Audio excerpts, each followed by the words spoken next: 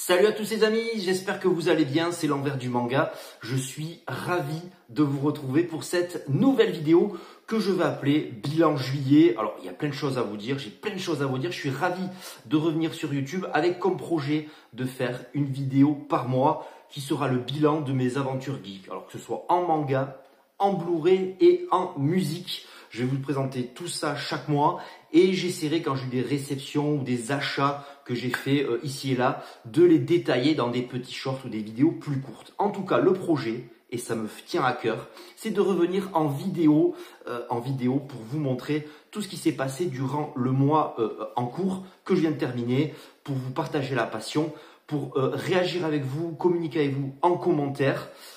J'ai hâte de avoir les premiers retours. En tout cas, c'est l'envers du manga. Je suis présent sur les réseaux sociaux, sur Instagram, sur Twitter, sur TikTok.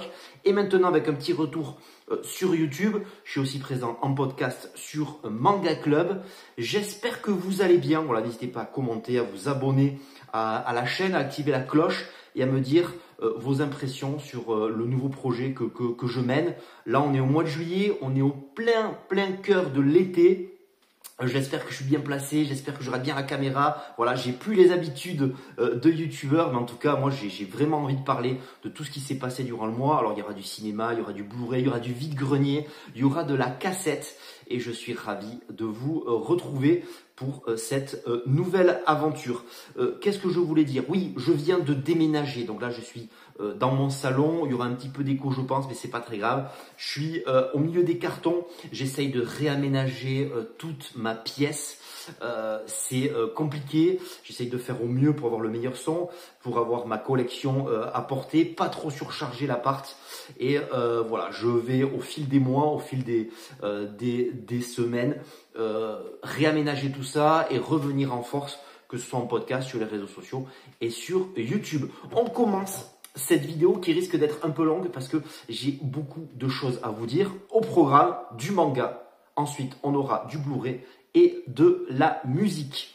Alors, on commence par le manga avec, je prends tout ce qui s'est passé autour du manga, c'est-à-dire les achats, les acquisitions, les services presse et les lectures. Et on commence avec du très lourd, c'est-à-dire mes mangas de coup de cœur, les lectures préférées.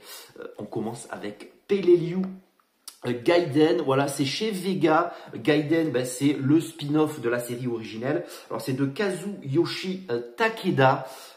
Peleliu, c'est quoi? C'est une série à la base en 11 tomes qui nous raconte les tribulations de soldats durant la Seconde Guerre mondiale, mais du côté japonais. C'est magnifique, c'est excellent.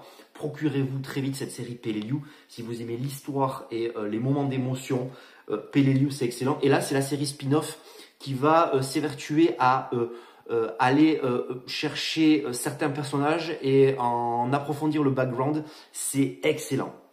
Beaucoup d'émotions dans ce tome 3 de Peleliu Gaiden. L'auteur est vraiment très talentueux pour raconter les histoires, pour faire monter la petite larme. Ça, c'est mon top lecture du mois de juillet. Excellent Peleliu Gaiden. 5 tomes au total dans cette série. J'enchaîne très vite, voilà, très vite, avec du Hirayasumi, tome 8. L'actualité d'Hirayasumi, c'est quoi? C'est un animé et un film live qui va sortir dans les prochaines années, dans les prochains mois. C'était l'actualité du mois pour le Lézard Noir aussi, avec une série qui marche très fort. Qu'est-ce que c'est? C'est plusieurs personnages dans un Tokyo tentaculaire, un Tokyo qui déborde de vie, et eux, ils essayent d'apporter un petit peu de romantisme, de calme, des personnages qui sont à l'université, des gens qui travaillent et qui se retrouvent autour de repas, d'activités sportives, d'amourettes. Un vrai plaisir. Et alors, je trouve que les dessins sont vraiment sublimes. Vous avez parfois des doubles pages qui font un effet excellent. Voilà, je vous invite à découvrir Hirayasumi via votre libraire. Intéressez-vous. Une belle édition de chez le Lézard Noir. Et c'est de Keigo Shinzo. Excellent manga que Hirayasumi, que je conseille vivement à tous les fans de livres, mais ça va plus loin que le manga. On peut apparenter ça à la BD, mais aussi à la littérature. Vraiment un vrai bouffée d'air frais que Hirayasumi. On commence, on mélange tout un petit peu avec du service presse de chez Kana. J'avais reçu les services presse du mois de juillet. Quand il s'agit de Kana, j'ai le droit à des services presse tous les mois. Chaque mois, je remplis ce que je veux, sauf au-delà du 5e tome. Ça marche pas. Donc, eh bien, j'ai des demandes spéciales. Au-dessus du 5e tome, et ce que j'ai lu immédiatement, voilà, immédiatement, j'ai pas fait long feu j'ai pas pu attendre. Il s'agit de Kujo l'implacable, cet avocat qui flirte avec l'illégalité. Excellent titre de Shohei Manabe. C'est chez Big Kana, dans la collection Big Kana, voilà. Kujo l'implacable, un manga de folie qui mélange yakuza, violence et procès. Et procédure au niveau des avocats et des jurys de la loi, ça mélange des flics, c'est ultra violent, c'est ultra gore. Shohei Manabe, qui est l'auteur de L'Usurier de l'ombre, que j'ai pas terminé encore, j'en suis au 10e tome. En tout cas, Kujo l'implacable, un avocat qui prétend que chaque personne sur Terre a le droit à une défense propre et honnête. Il va flirter avec les yakuza et la violence, c'est excellent. Deuxième manga que j'ai reçu en demande spéciale, il s'agit de Asadora. Si vous avez suivi les podcasts, je suis très fan de Urasawa et notamment de son spin-off sur Jigoro, le grand-père de Yawara. Voilà la série Yawara que j'ai terminée il n'y a pas longtemps. Et Jigoro était l'occasion de voir une très très belle série one-shot sur le grand-père, sur ses affres, sur sa jeunesse. Asadora, c'est sa nouvelle série qui sort à titre assez sporadique. Et donc Asadora avec cette jeune femme d'après-guerre il y a un petit peu de kaiju, je dirais, il y a un peu de surnaturel dans le titre. Très très beau titre que j'ai hâte de lire et je pense qu'on en reparlera le mois prochain. Je continue avec le tome 10 également. Il y avait des tomes 9 et tome 10 chez Kana de Kowloon Generic Romance. Alors l'autrice c'est Jun Mayusuki. Je crois qu'il y a Sous la pluie, un titre comme ça qui me donne envie de lire de cette autrice. Kowloon Generic Romance, c'est la cité de Kowloon.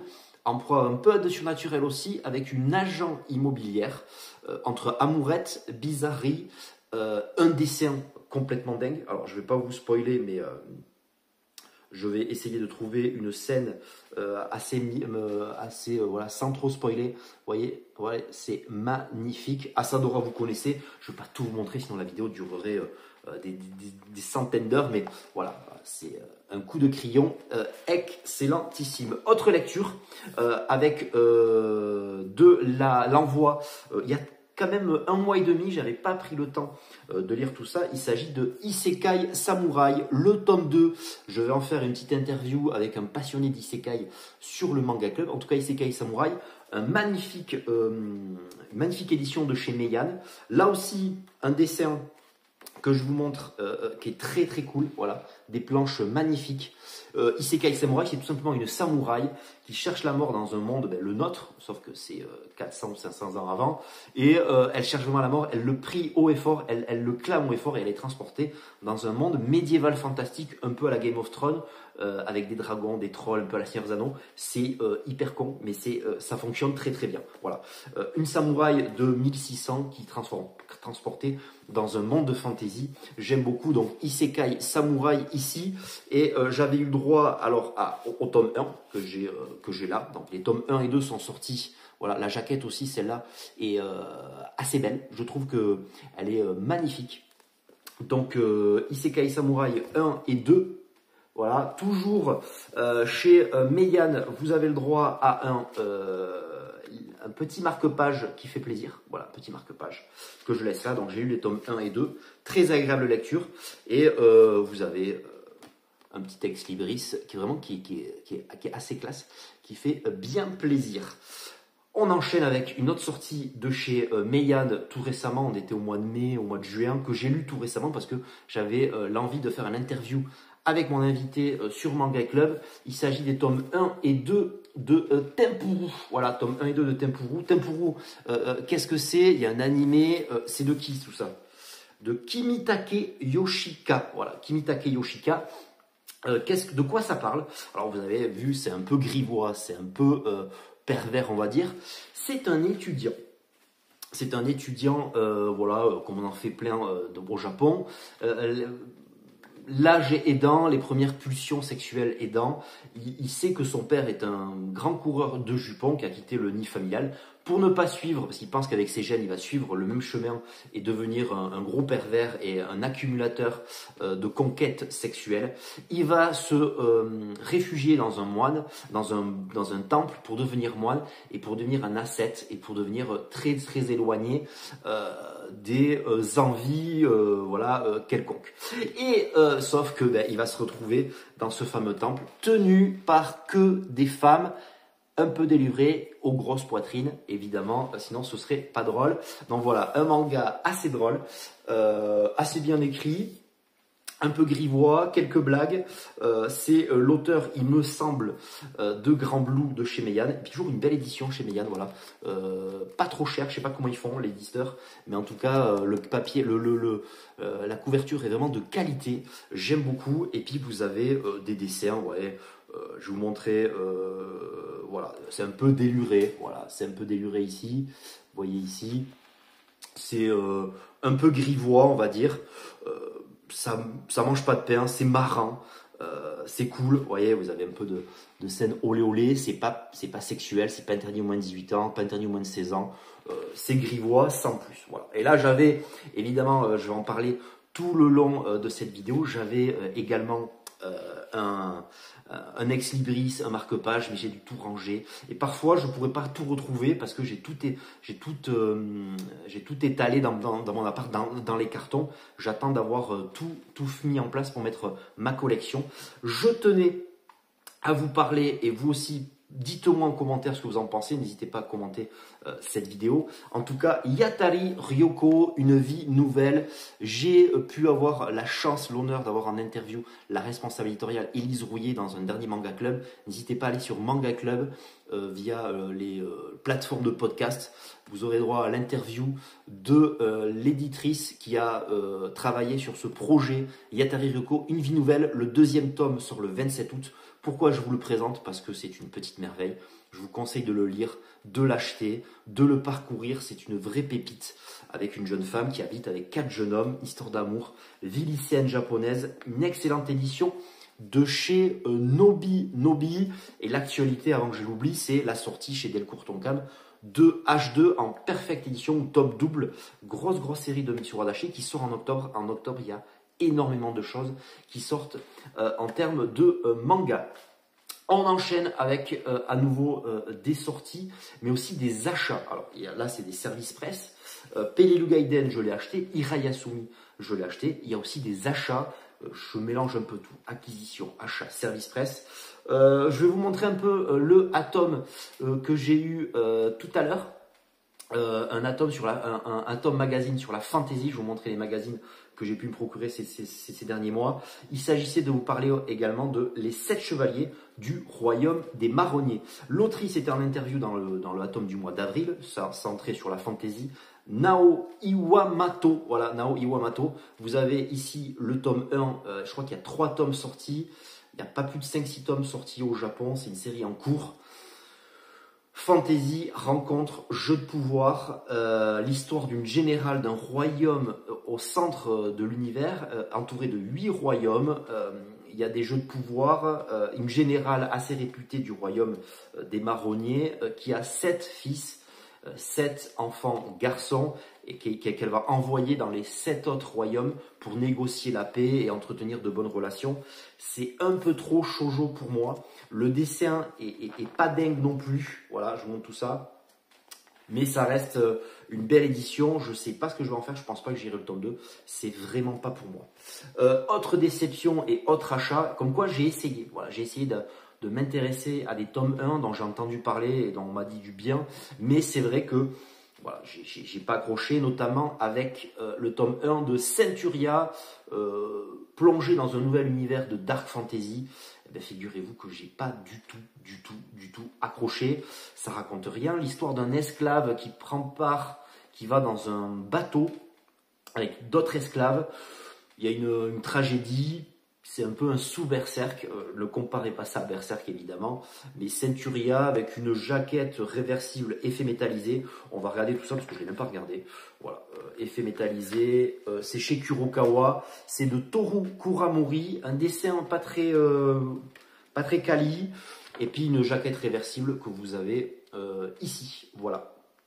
Donc écoutez, Centuria, c'est pas fait pour moi. Je sais pas ce que vous en pensez, si vous l'avez lu. Moi j'en avais entendu parler déjà depuis le mois de janvier à Angoulême et c'était pas la folie.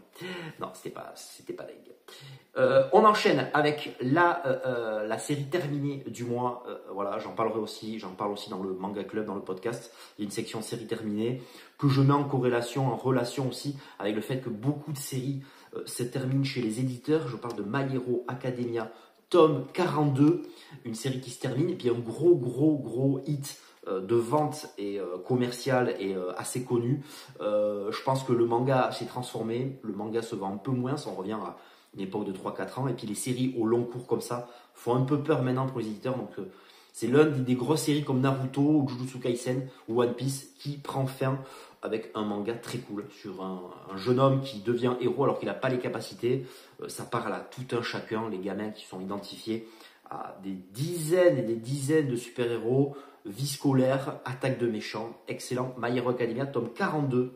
Et je crois qu'il y a beaucoup de spin-off dans cette série. Ça peut aller très loin dans le délire. Je ne connais pas tous les noms, en tout cas je me suis concentré sur la série principale. On enchaîne maintenant avec Mangetsu, qui me fait l'honneur de m'envoyer là aussi tous les mois des mangas dont je fais pas mal de pubs sur les réseaux sociaux. Je vous rappelle, je suis sur Instagram, Twitter, Blue Sky, TikTok, etc.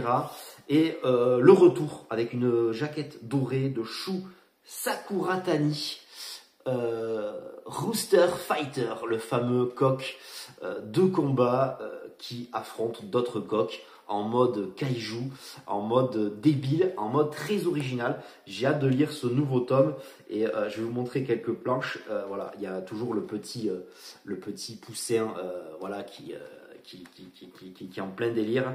Et puis je pense que je vais essayer de trouver des attaques de coq. Voilà, les attaques de coq. Excellent. Voilà. Excellent titre. Édité par Mangetsu, qui me fait le plaisir de m'envoyer le dernier tome, le tome 8 de Rooster Fighter. On enchaîne avec une nouveauté. J'en ai un peu parlé sur Instagram, je ne l'ai pas encore lu. Ça me fait penser à Mibu Gishiden. C'est une nouveauté qui sort fin juin, début juillet. On est en 1910, ça parle de l'armée. C'est assez beau, voilà. Il s'agit de Iwamoto Senpai.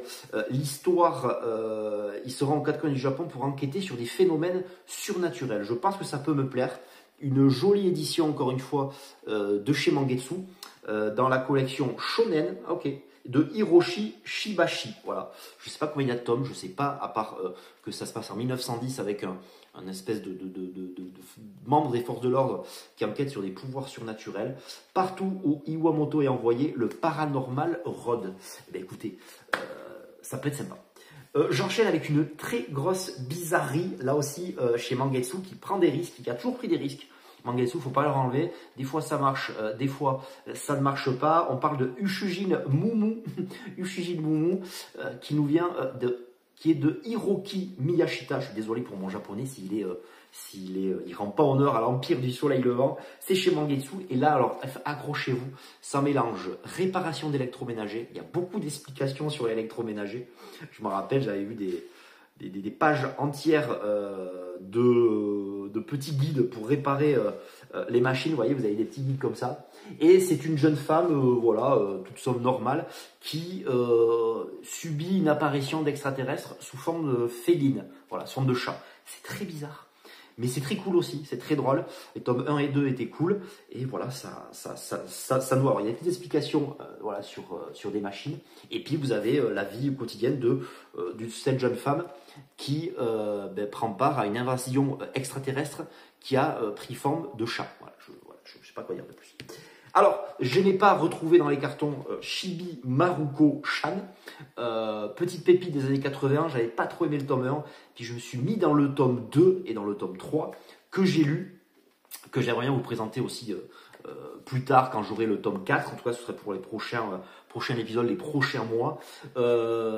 Chibi Maruko Chan, petit manga, je crois que ce sera 17 tomes, non, je sais plus combien il y aura de tomes, en tout cas il y a beaucoup de tomes, c'est des gags en forme de case, ça va très vite et c'est une petite fille assez turbulente qui mène la vie dure à sa sœur, à ses parents.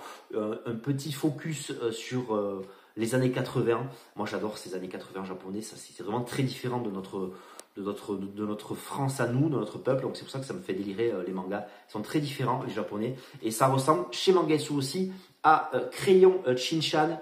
Shinchan aussi, Enfant Turbulent, le tome 2. Le tome 1 était cool. Il y aura 17 tomes doubles pour cette édition de Yoshito Yuzui. Et c'est chez Mangetsu. Là, vous voyez, c'est assez sobre. Il n'y a rien. Il n'y a pas de Mangetsu, il n'y a rien. Dans la collection Koten, la collection un peu patrimoine de chez... Pas un peu, la collection patrimoine de chez Mangetsu. Crayon Shinchan. Excellent. Au même moment, j'avais reçu le tome 4 de Ace of Daemon. J'avais les tomes 2, 3, 4. J'avais bien aimé le tome 1. J'avais pas le temps de le lire. Et puis avec mon nouveau boulot, mon nouvel appart, mais j'ai repris. Voilà, j'ai repris la lecture de Ace of Daemon, tome 2. C'est le manga que j'ai lu tout récemment. C'est un manga qui se lit par chapitre. Donc vous pouvez commencer le tome 2, lire un autre manga et repartir sur ce chapitre. Ce tome 2 est excellent avec un personnage très shonenesque, voilà, je vous l'avoue, très shonen, un peu turbulent, qu'il faut canaliser quand même, je cherchais le mot. Il a une force pure, voilà, qu'il faut mettre en ordre, et un tir assez bizarre qu'il ne maîtrise pas. Il va intégrer, c'est un peu le Aohashi en version baseball, il va intégrer une école de baseball avec une équipe qui n'a pas été sur le Koshien depuis 5 ans, rencontrer beaucoup de personnes, remporter beaucoup de camarades, des gens hauts en couleur. Ace of Daemon, c'est plus de 90 tomes. Là, encore une fois, Mangetsu prend des risques avec des tomes doubles. Il y aura une quarantaine de tomes doubles, avec parcelés par saison. Donc j'espère que ça va marcher, mais je pense que c'est le cas. J'ai entendu dire que ça marchait pas mal. Donc Ace of Daemon, le tome 2, gros, épais comme ça, tome double. Vous avez bien un personnage un peu à la Aohashi, turbulent, un peu naïf, très shonen, qui intègre une grande école, qui tente d'aller au Koshien, et puis il va apprendre de ses camarades de classe à se tenir et à être l'un des plus grands lanceurs, j'espère, l'as. En tout cas, c'est une série dont j'ai entendu beaucoup parler sur la multitude des personnages qui sont présentés, les matchs à rallonge. Il paraît que c'est super cool. Le côté technique, je vous avoue que je m'y perds parfois dans le baseball, mais tout comme Mitsurodashi, Touch et H2 qui va arriver bientôt, voilà, le principal c'est l'abnégation, le dépassement de soi, et puis le côté Japon shonen, quoi. Donc gros shonen qui arrive chez Mangetsu depuis quelques mois, et je vous présente les tomes 3 et 4 que je vais lire durant le mois d'août. Ce sera ma lecture du mois d'août avec le tome 3 ici, voilà, toujours tome double, et le tome 4 ici, toujours tome double. On est déjà à plus de 20 minutes de vidéo, mais je prends énormément de plaisir à vous présenter tous ces mangas. Je profite de cette petite pause pour prendre un petit café. J'espère que vous prenez autant de plaisir que moi. La vidéo va durer très longtemps, mais c'est pas très grave, j'ai beaucoup de choses à vous présenter. On termine la section manga. D'abord, avant que j'oublie, il y a H2. Il y a aussi l'envie pour moi de repartir sur du Furio. On va parler de Furio un peu avec Kiyun. Sur Roku Denashi Blues, j'ai beaucoup de choses à lire, beaucoup de séries que j'ai laissées en suspens. J'aimerais vraiment repartir de plus belle sur mes achats manga. Mais en tout cas, il y a du Gen d'Hiroshima qui sort, il y a du Tough qui sort chez Delcourt aussi à la rentrée, manga de baston.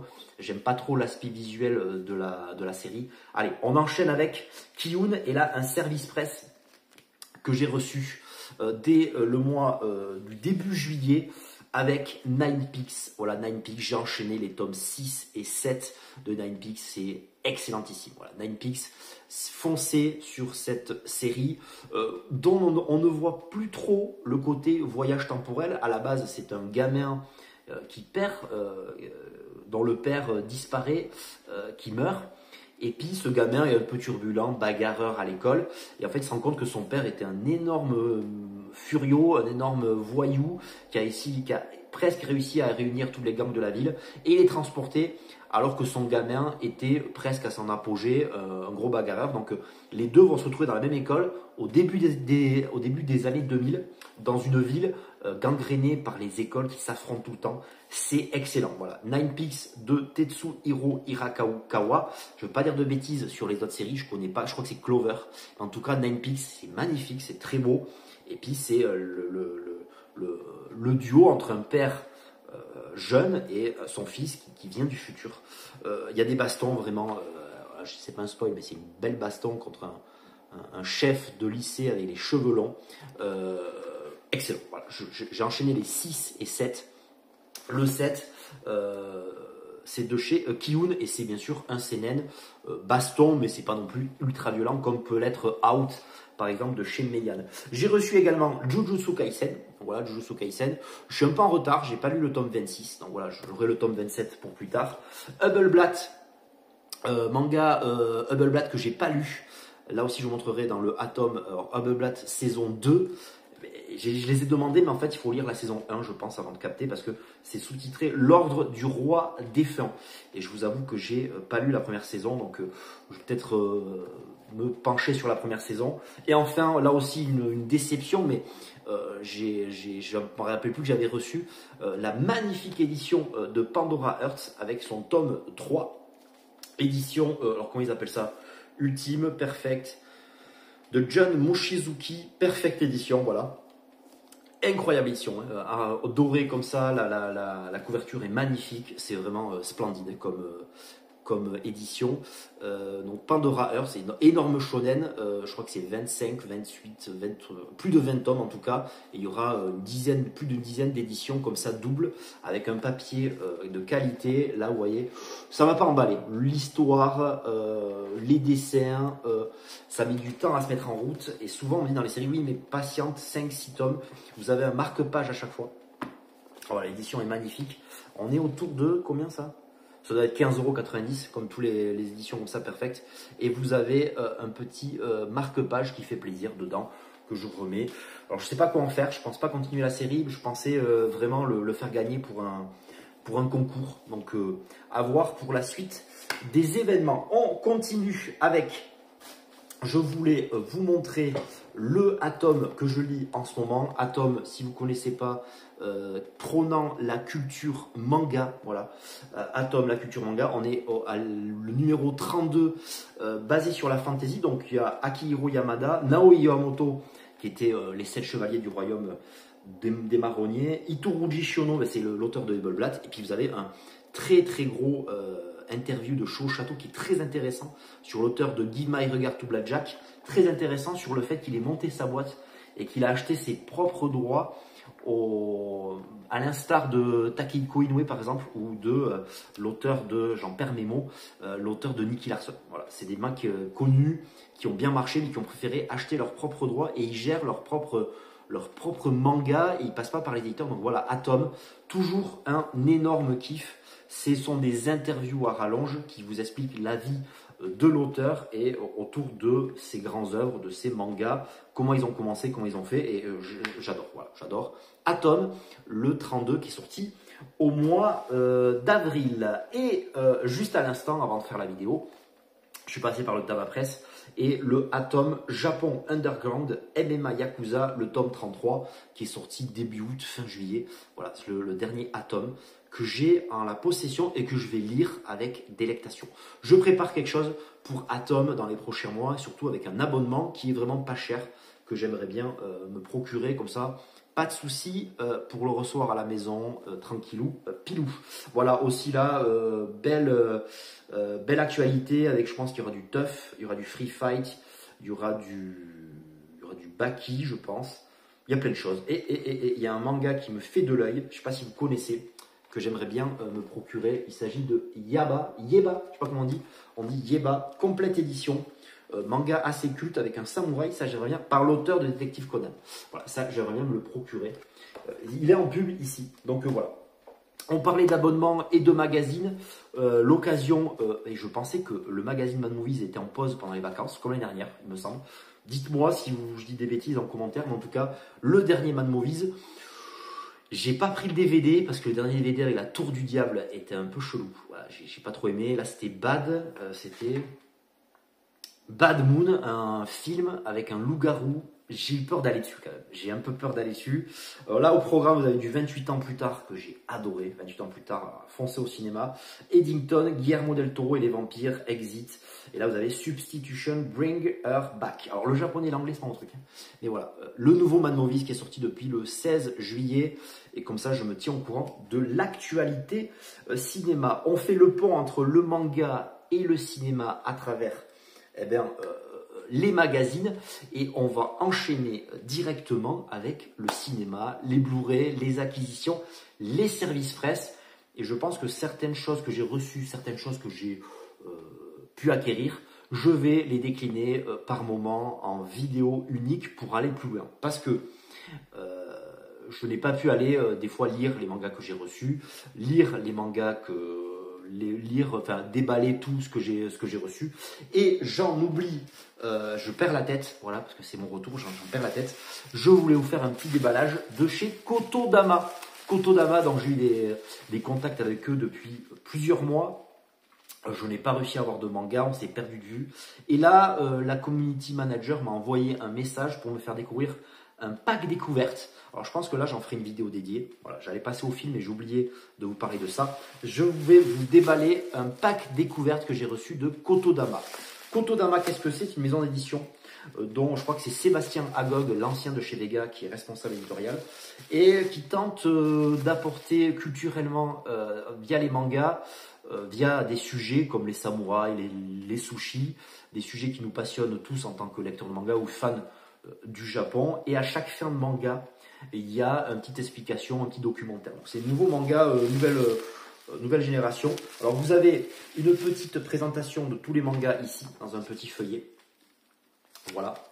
Ensuite, vous avez les mangas en question que je vais vous montrer. Alors je pense que je ferai une vidéo dédiée justement quand je les aurai lus, quand je les aurai tenus en main, parce que je vous avoue, j'ai pas peur de le dire.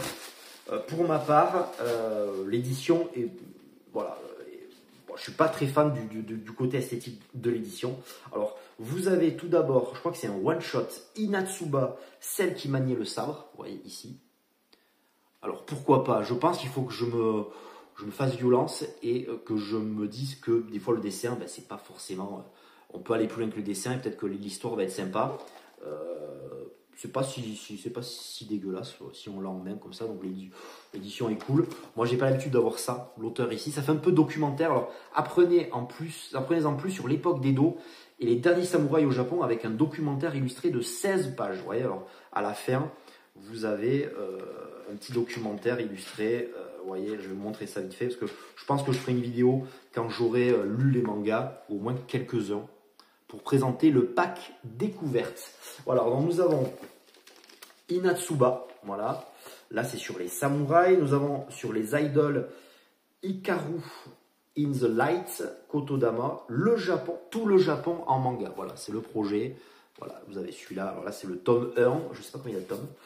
Vous avez sur les sushis, Sushi Ichi de Itsushi Ogawa. Donc là, je ne détaille pas trop. Voilà, ici. Hop, tac, tac. Et vous avez un manga sur les trains. Et oui, le Japon est très fan de trains. Vous avez ici, s'appelle Engineer à la conquête du rail.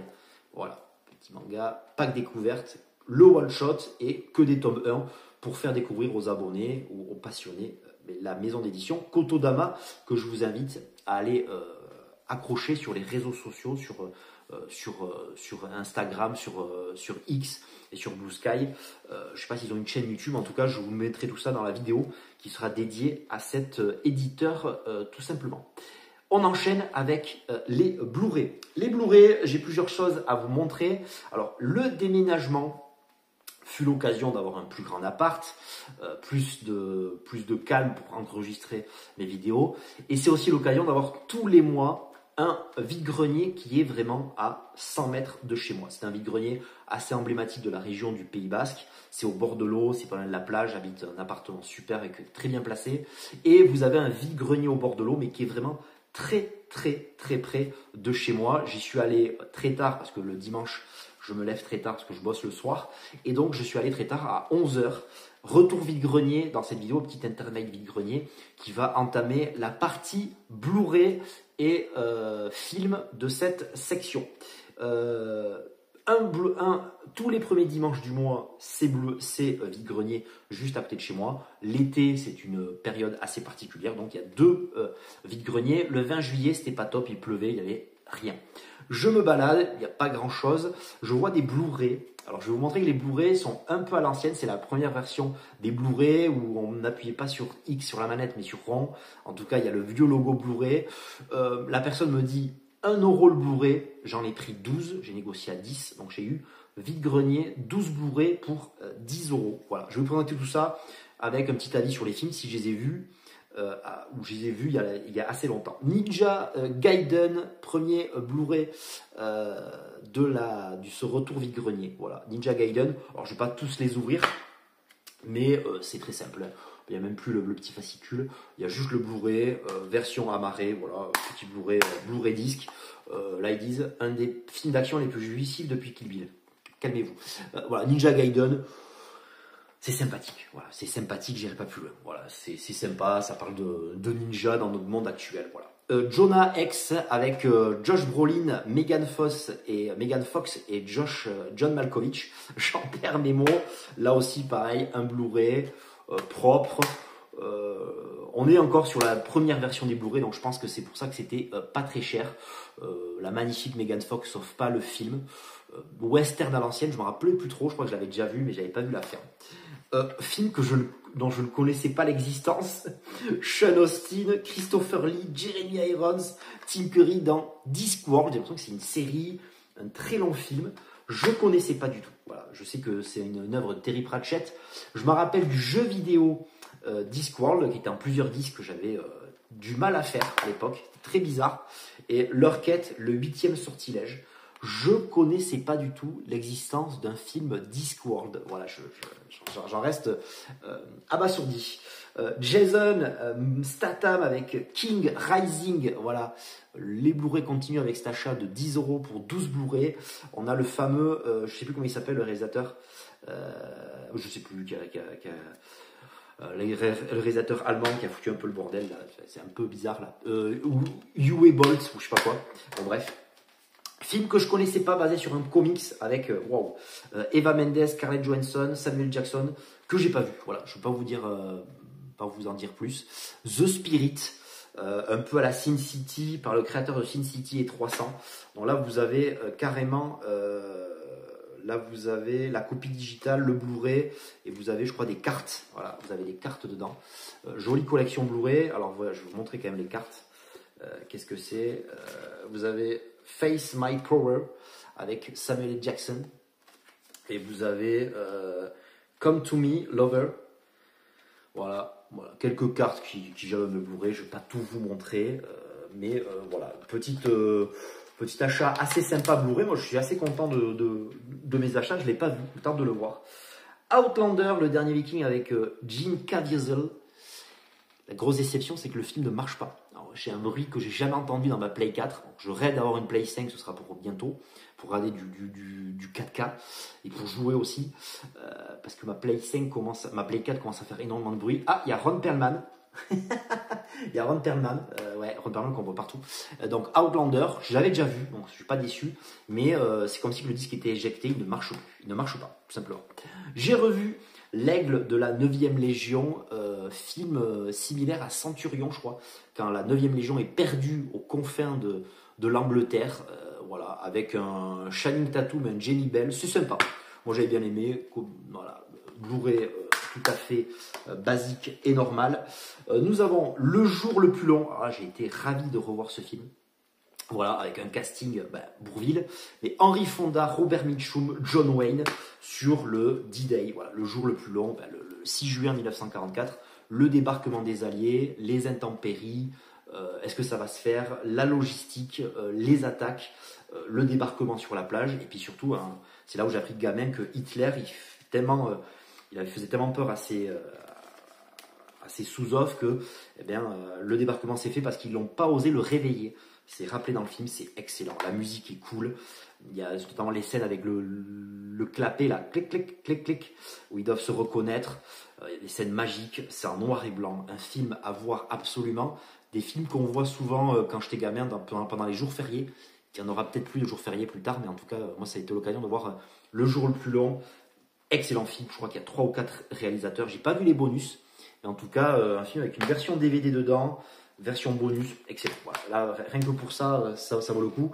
Petite déception avec Les Larmes du Soleil que j'avais pas revu. Alors, je salue mon ami, mon collègue youtubeur Steph Jazz, qui a réussi à avoir la version DVD avec Fourreau.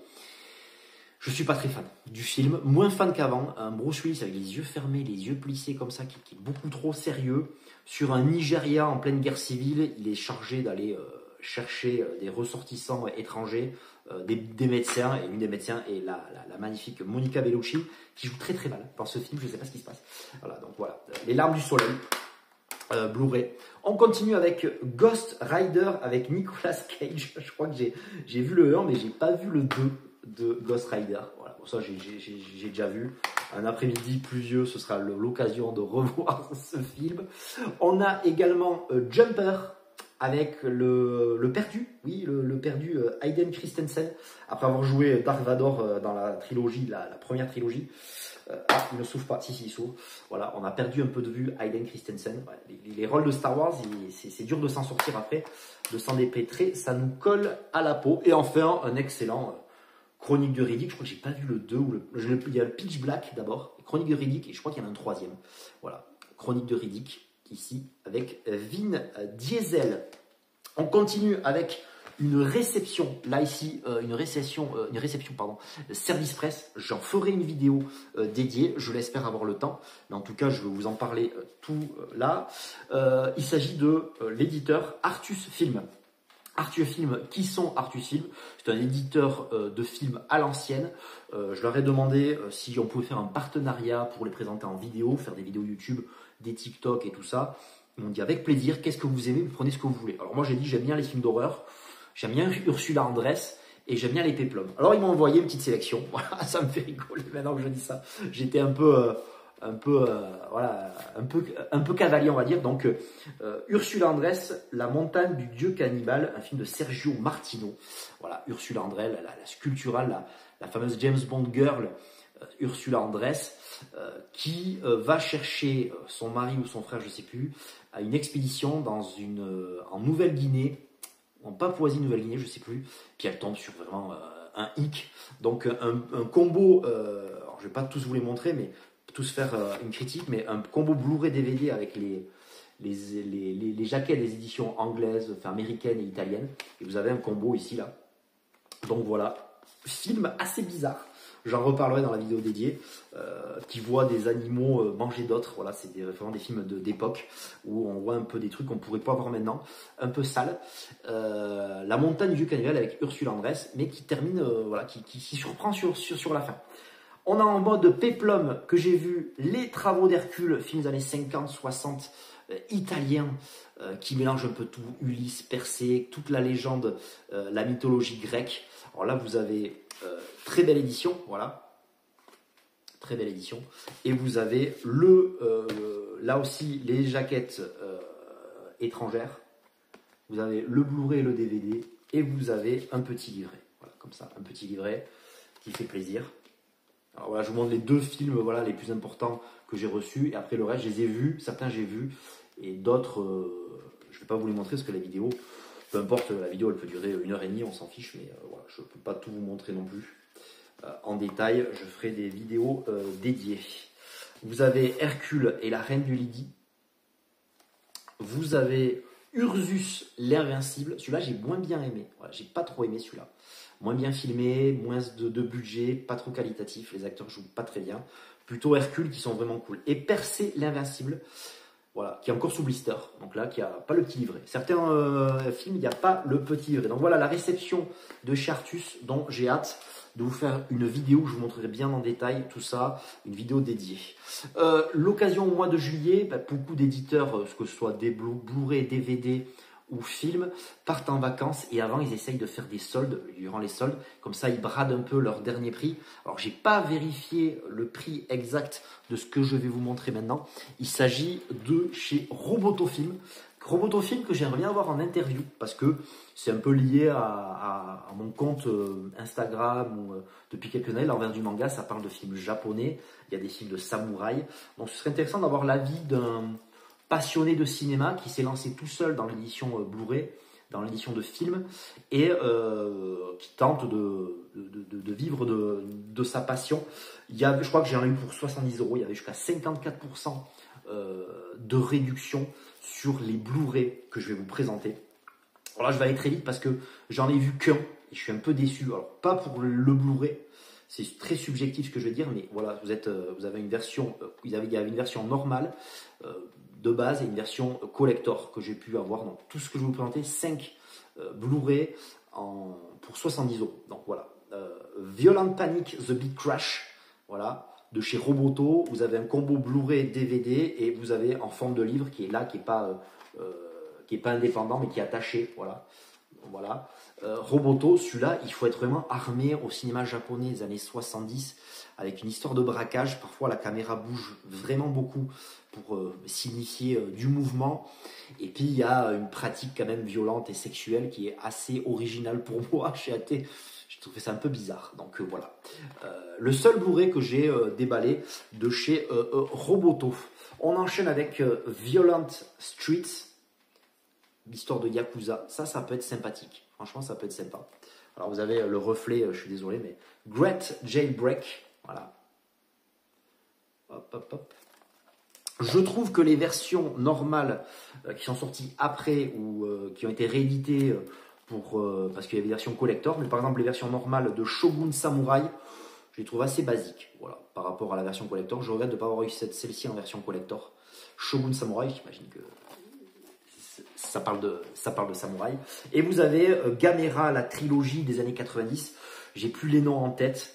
Voilà, je n'ai plus. Alors vous avez Gamera, c'est l'espèce de tortue gigantesque des années 90, ennemi ou ami de Godzilla. Vous avez la version simple qui est ressortie. Voilà, c'était 30 €, puis vous aviez 15 € de réduction. Donc là, il y a 3 films dedans. Plus de 6 heures d'entretien, des bonus. À chaque fois, il y a des bonus, il y a les livres et tout ça. Il y a les petits trucs. Je suis juste un peu déçu sur les versions un peu normales, physiques, sans être collector. Je suis un peu déçu là-dessus. Mais sinon, voilà, les films, j'ai hâte de les voir. C'est un peu cheap, c'est un peu dans son jeu, on va dire. Ça va être très très drôle. C'est 3 films, Gamera, la trilogie Heisei. Alors, on voit pas très bien avec le reflet. Mais voilà. Que vous dire de plus en niveau film et cinéma? Mais je crois que j'ai fait le tour du cinéma. Et maintenant, non, il me manque un truc. Il me manque un déballage que j'ai reçu. Et là, je suis toujours surpris. Voilà, j'ai reçu je vais le déballer en direct, un petit unboxing pour vous déballer un achat que j'ai fait tout récemment. J'arrête pas de le dire, je pense que vous l'avez compris, que j'étais en plein déménagement. Et le déménagement fait que j'ai toujours pas Internet. Voilà, j'ai toujours pas Internet depuis 1 mois. Ça me dérange pas trop, il n'y a pas trop de sorties sur Canal ou sur Amazon. C'est un peu une petite trêve durant l'été. Quelques films que j'avais envie de voir. Et puis je me suis dit, bon allez, j'ai envie de voir un film, j'ai pas envie de le voir sur le portable, c'est un peu dommage. Donc je me suis acheté le Blu-ray. Comme je suis abonné à Amazon, eh bien ça fait le lien entre Prime et Amazon. Et vous êtes livré très rapidement, dont le dimanche. J'ai été livré dimanche. Donc je vais vous déballer ce film que j'ai reçu et que j'ai peur d'être déçu, parce que c'est pour ça que je voulais le déballer devant vous, puisque souvent les photos que vous avez en vente sur le site Amazon ne correspondent pas à ce que vous allez recevoir. Je vais vous expliquer, j'avais commandé Le Conclave, film quand même assez épique, et là vous voyez, voilà, je suis encore une fois déçu, puisque j'ai acheté la suite de X et de Pearl en Blu-ray qui s'appelle Maxine. J'en ai eu pour 14,90 €, on va dire 15 €. Mais je suis déçu parce que la version qui est vendue sur Amazon, il y a le fourreau. Voilà, il n'y a pas les liserés bleus ici, il n'y a pas le bleu. Comme Le Conclave, j'ai été déçu. Voilà. Donc je vais voir ce film. Il est apparu sur Canal+. J'avais pas envie de le voir sur le portable. J'ai dit allez, je fais un petit achat Maxine avec le fourreau et finalement il n'y a pas le fourreau. Donc Donc c'est un peu dommage. C'est une version normale, voilà, Blu-ray, 15 €. Est-ce que ça les vaut? Je sais pas. En tout cas, le film a l'air. Moi, j'ai adoré le X et Pearl. Je suis très très fan du réalisateur. Donc voilà, Maxine, film à voir très vite et je vous en parle très très vite. On enchaîne maintenant avec la musique et je bois un petit coup de café parce que la vidéo dure depuis 50 minutes et je suis ravi de vous montrer une petite passion que j'ai depuis quelques années. J'ai pas pris mon Walkman avec moi, il est là-bas, il me sert beaucoup, il faut que j'achète juste des piles, il faut que j'achète un autoradio cassette. En tout cas, je voulais vous montrer très vite, et pas très vite, on a tout le temps, je voulais vous montrer une nouvelle passion que j'ai. Donc j'en ai déjà une trentaine de cassettes audio et j'ai envie ces temps-ci de m'acheter des cassettes audio de bande-son, d'original soundtrack, de BO. Et je me fais le tour de Vinted ou du Bon Coin et j'essaye de choper des petites pépites comme ça en BO. Et donc, c'était l'occasion de faire quelques achats. Donc, on va parler de musique. J'adore les cassettes. Prochain achat que je vais faire, j'ai plein d'achats à faire cassettes. J'ai plein d'idées de BO à acheter. J'ai quelques cassettes d'albums, voilà, d'artistes que j'aime bien. Voilà. Mais là, j'ai acheté que des BO. 5 cassettes à vous montrer. D'abord, un premier lot que j'ai fait. J'ai fait une acquisition avec un premier lot. Ça m'a coûté à peu près 6 ou 7 € par cassette. On va dire 21 € avec les frais et l'envoi. Alors tout d'abord, une cassette que j'ai beaucoup écoutée durant le mois de juillet, quand je lis des mangas. Et puis mon souhait, c'est d'avoir l'appart propre et d'acheter un autoradio cassette. Pour écouter les cassettes sans avoir le Walkman, même si j'aime bien avoir le Walkman, quand vous lisez, quand vous faites le ménage, c'est assez cool. Original Motion Picture Soundtrack, excellentissime. Voilà. Le Roi Lion, la bande originale du Roi Lion, Hans Zimmer, Elton John, Hakuna Matata. Il y a des passages du film dedans. Donc je vous montre tout ça. La cassette, le Roi Lion. Et vous avez dedans, je vais peut-être tout vous les montrer, mais voilà, vous avez toutes les paroles dedans. Voilà, comme ça, le Roi Lion. C'est magnifique. Un objet, j'aime beaucoup l'objet. Déjà, ça prend pas de place. Et ce petit colis, ce petit lot de cassettes sur Vinted que j'ai trouvé à 22 € est vraiment nickel. C'est des cassettes d'époque. J'espère pouvoir acheter des cassettes, des boîtiers vides parce que j'ai certaines des cassettes où surtout le boîtier qui est un peu rayé. J'aime bien mettre la cassette, avoir le bruit de la cassette, rembobiner un petit peu avec le doigt. J'aime bien écouter. Puis Elton John, c'est le Roi Lion, quoi. Elton John, j'ai une très belle cassette. Score composé par Hans Zimmer et Original Song. Alors c'est un mélange de score et d'Original Motion Picture. Walt Disney, l'un des plus grands films d'animation, plus grands dessins animés qui m'a fait chialer gamin. Donc, The Lion King.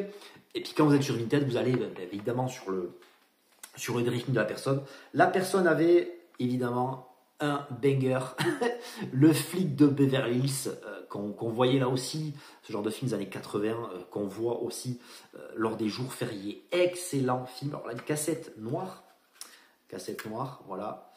Excellente cassette, je ne vais pas tout vous montrer, quand ce sera intéressant je vous montrerai. Là c'est tout simplement un petit boîtier avec du blanc là, hop, voilà vous avez ça. Alors je cherche le film Beverly Hills 2. Alors, ne regardez pas le film Beverly Hills sur la dernière version sur Netflix, c'est une catastrophe. Mais en tout cas, musique du film Beverly Hills 1, excellent tir avec Patti LaBelle.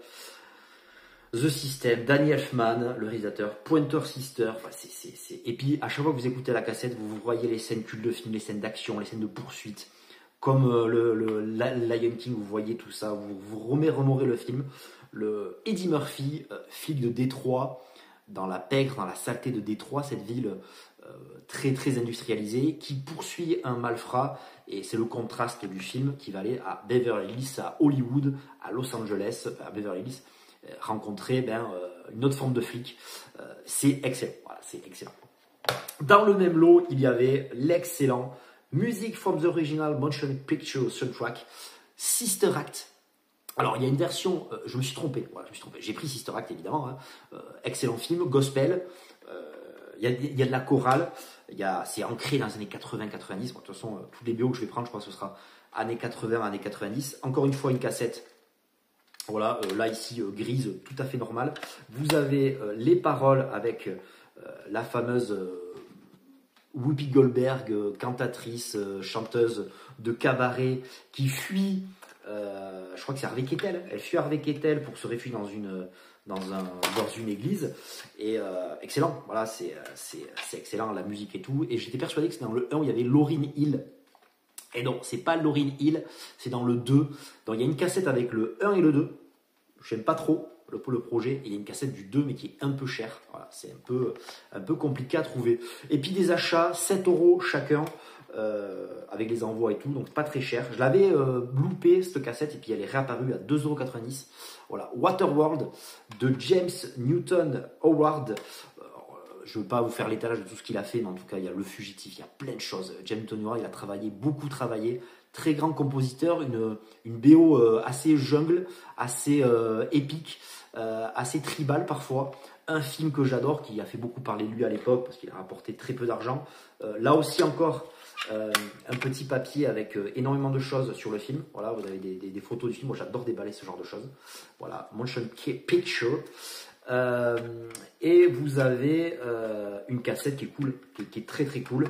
Là aussi, vous vous remémorez le film. C'est Kevin Costner, un monde post-apocalyptique, un monde sans terre, où il y a des affrontements pour qui va retrouver la terre. C'est excellent, voilà, c'est excellent. Un homme, ouais, j'adore ce film. J'ai plus le nom du méchant, mais le méchant est excellent. Très très très très très grand fan de Luc Besson, et notamment il y a de Dracula qui sort, j'en entends beaucoup parler. J'entends déjà que c'est un film de merde alors qu'il n'est même pas sorti. Et j'adore Luc Besson, j'adore Eric Serra, Le Grand Bleu, Léon, Nikita. Tout ça sera dans la collection dans les prochains mois. Nikita et Léon, c'est un peu cher comme cassette audio, c'est autour de 20 €. Et j'ai trouvé par hasard sur Vinted une cassette. Je ne savais même pas que ça existait en cassette. Elle est magnifique. Voilà. Peut-être que c'est le Waterworld que je changerai, mais en tout cas, la cassette de la bande originale du 5e élément.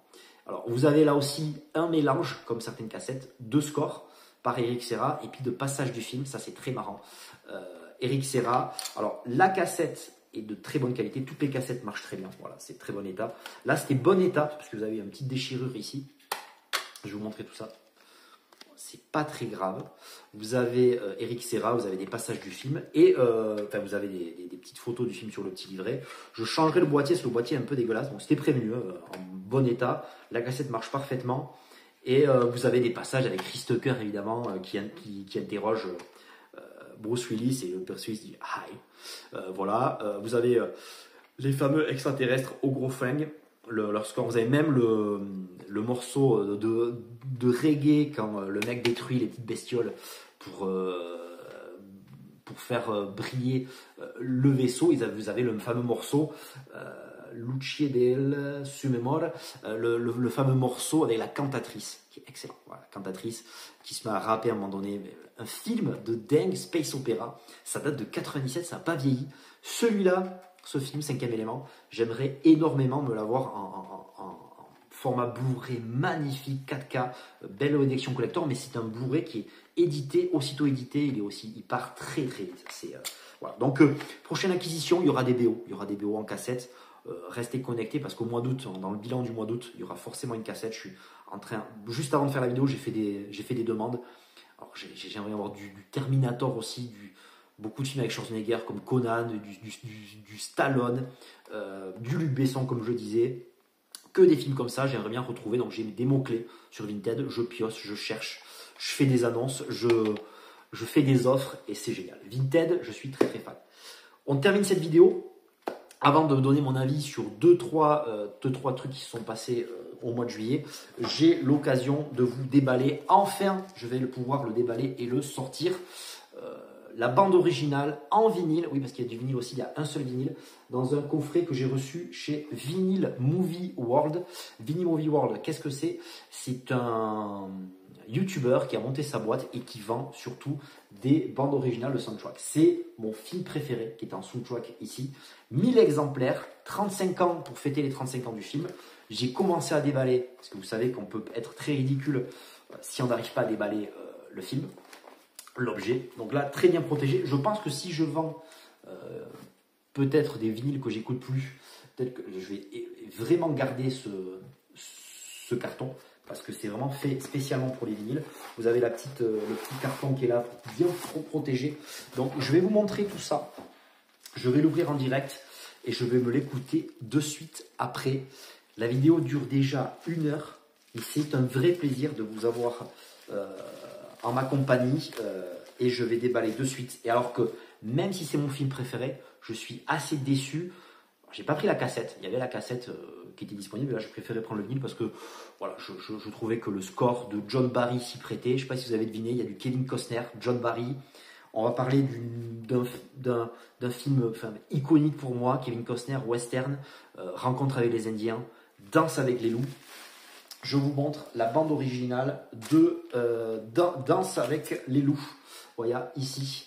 Alors, avec un visuel dont je ne suis pas très fan. Voilà, je trouve qu'il y a les bisons en arrière qu'on voit pas trop. Voilà, on voit un bison là, peut-être là. Et puis, c'est encadré comme ça avec Kevin Costner. Pourquoi ils n'ont pas pris le visuel de la cassette VHS, du laserdisc, avec Kevin Costner assis sur la plaine, dans la plaine, avec son flingue et tout. Je ne sais pas pourquoi ils n'ont pas pris celui-là. Alors, je vais vous le déballer. Hop, je crois que c'est une version jaune. Alors, il y a une protection, c'est très bien protégé. Vous voyez. Et normalement, il y a écrit le numéro que j'ai. Voilà. Alors, vous avez, je crois que c'est un papier lin comme ça. J'ai vu que c'est un peu mat. C'est assez joli. Et vous avez le numéro que j'ai. Alors, c'est 1000. Voilà. 1000 copies. Alors, je n'ai pas le numéro de la copie, moi. Normalement, c'est écrit que vous avez le numéro de la copie, le numéro. Dance with Wolves, Original Motion Capture. Voilà. C'est numéroté, je pense, à l'intérieur ou derrière. Ah, j'ai le numéro 760. Voilà, 760 ici. Je pense que c'est ça. Je suis pas sûr, mais je pense que c'est ça. Donc, il n'y a pas de blister, il y a juste une pochette qui protège. Et vous avez à l'intérieur le fameux disque vinyle. C'est vrai que je n'avais pas acheté un disque vinyle, je suis assez content. Mais je crois que ça fait 1 mois et demi que je l'ai acheté. Je n'ai pas pu le déballer. Et vous avez le fameux voilà, 760e vinyle, le splatter, le disque vinyle jaune ici. Voilà. Voilà. Et je vais remettre à l'intérieur. Et en prenant mon 8e café du jour, je vais réécouter ce score d'un film magnifique que j'ai en Blu-ray. Évidemment, je le possède en Blu-ray, mais je ne l'ai pas en version ultra collector et tout. J'aimerais bien l'avoir. Donc John Barry, évidemment, c'est du James Bond, du score de malade. Voilà, j'ai terminé pour cette vidéo, la présentation, les acquisitions, les Blu-ray, tout ça. Le film du mois pour moi au cinéma. Alors le film du mois de juin, c'était 30 ans plus tard. Film de zombies qui était excellent. Le film, quand je voulais vous parler, c'était Superman. J'en ai entendu beaucoup parler. Superman, c'est quoi? C'est une icône américaine. Alors, pas de wokisme, pas de féminisme. Le costume est cool. C'était, je sais pas, tout le monde dit que c'était pulp. L'origin story, moi ça me dérange pas de ne pas en avoir. C'était très drôle. Crypto est très cool. Lex Luthor, je sais plus le nom de l'acteur, est très cool. Le méchant est charismatique. Il y a beaucoup de bastons, il y a beaucoup de retournements de situation. L'équipe des Green Lantern est excellente. Les filles sont sexy. C'est un film popcorn. J'ai pris énormément de plaisir. J'étais tout seul. Superman, c'est très très cool. Alors ça fait jaser parce qu'il y a une analogie avec la Palestine, Israël. Peut-être Lex Luthor, un Elon Musk. Superman qui prend parti. C'est les pouvoirs, c'est des grosses responsabilités. J'ai beaucoup aimé le film. J'ai beaucoup aimé le score aussi. La musique fait vraiment bien triper. Le film est très cool. J'ai hâte peut-être de m'acheter le vinyle parce que j'ai vraiment pris beaucoup de plaisir. Voilà, le monde parallèle, le mec plante, le fait qu'il est dans un Big Bang miniature, ça m'a fait kiffer. Voilà, le côté Lex Luthor, tout ça m'a fait bien kiffer. Superman est un super film. Vous prenez pas la tête, regardez le film et vous prenez pas la tête, bon Dieu. Superman, ça a été l'occasion d'aller au cinéma, de discuter un peu avec le patron du cinéma de ma ville qui m'a raconté, alors je ne sais pas si tout le monde le sait, mais je pense que les gens ne le savent pas forcément. Je lui avais dit que le mois de juin, j'avais été à peu près une fois par mois au cinéma. Voilà, et que ma vie de famille et tout ça, j'ai pas trop le temps, mais le mois dernier, j'avais été voir 38 ans plus tard, 30 ans plus tard, pardon. 28 ans plus tard, je perds la tête, 28 ans plus tard, film de zombies, apocalyptique et tout ça. Et lui, j'avais demandé pourquoi il n'avait pas mis le film.